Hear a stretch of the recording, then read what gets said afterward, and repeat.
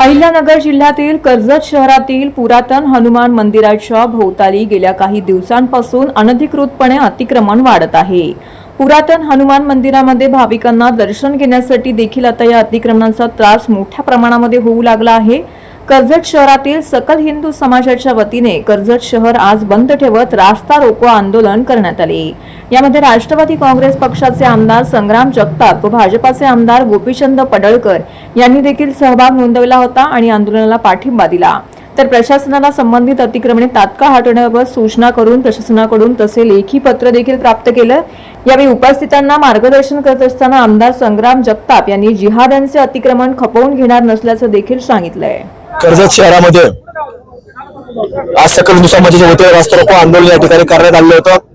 त्याच्यामध्ये मोठ्या संख्येने आमचा सर्व सकल हिंदू समाज या ठिकाणी सहभागी झाला होता आणि विशेष करून महाराष्ट्राच्या विधानसभेतील आमदार आदरणीय पडळकर साहेब या ठिकाणी देखील सकाळी येऊन या सर्व प्रश्नांची चर्चा करून आपल्या हे सर्व रस्ता रोकोला पाठिंबा देऊन या ठिकाणून गेलेले आहेत।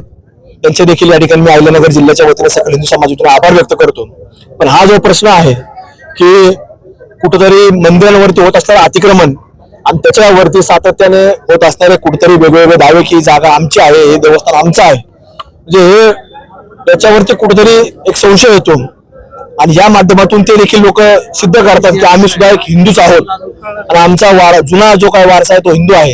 हिंदूंच्या मंदिरावर दावा करणं म्हणजे ते हिंदू असल्याशिवाय ते कोणी करू शकत नाही। त्यामुळं कुठेतरी अशा वृत्ती कुठेतरी थांबवणं गरजेचं आहे आणि म्हणून महाराष्ट्राच्या देशाच्या राजकारणामध्ये आपण पाहिलं की ते जे काही सातत्याने वेगवेगळ्या ठिकाणी आपल्याला वक्फ बोर्डाच्या माध्यमातून दावे दाखल केले जायचे त्याच्यावर देखील आता कुठेतरी अंकुश आल्यासारखं आपल्याला पाहायला मिळत आहे आणि त्यामुळे इथलं जे अतिक्रमण आहे तर ते लवकरात लवकर निघलं पाहिजे। याच्याकरता प्रशासनाने पडळकर साहेबांना सकाळमध्येच लेखी आश्वासन दिलं, आम्ही ते काढू, आम्ही ते योग्यरित्या आम्ही ते सगळे अतिक्रमण काढण्याचं काम केलं जाईल।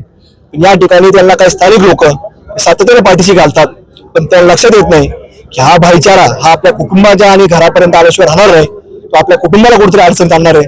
त्यामुळे आपण तिथून सावध राहावं, सतर्क राहावं आणि त्यातनं कुठेतरी आपण आपल्या हिंदू समाजाच्या माता भगिनीला सुरक्षित कसे ठेवू याच्यावर देखील काम करण्याची आवश्यकता ही आपल्याला कुठेतरी आज आहे। त्यामुळे आजचा हा तात्पुरत्या स्वरूपात जर प्रशासनाने केलं नाही तर प्रशासनाच्या विरोधामध्ये असेल तिथल्या अतिक्रमणाच्या स्वतः सकल हिंदू समाजाचे सर्व कार्यकर्ते आम्ही सगळे मंडळी त्या ठिकाणी जाऊ आणि ते अतिक्रमण काढण्याचं काम आम्ही हातात घेतल्याशिवाय राहणार नाही।